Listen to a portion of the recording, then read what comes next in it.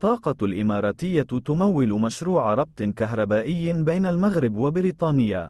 وفرت شركة أبو ظبي الوطنية للطاقة طاقة ومجموعة أكتوبوس إنرجي تمويلا لشركة إكس لينكس التي ستتولى مد أطول شبكة كابلات تحت سطح البحر لنقل التيار الكهربائي المباشر عالي الجهد في العالم، وفق إفصاح في سوق أبو ظبي للأوراق المالية يوم الأربعاء. حصلت إكس لينكس عبر جولة تمويل على 25 مليون جنيه استرليني من شركة طاقة و5 ملايين جنيه من أكتوبوس.